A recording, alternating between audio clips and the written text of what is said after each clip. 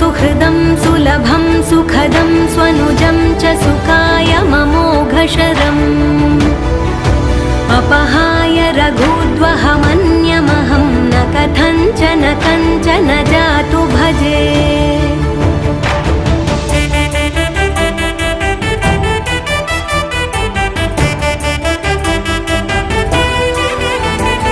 विना वेङ्कटेशं ननाथो ननाथः सदा वेङ्कटेशं स्मरामि स्मरामि।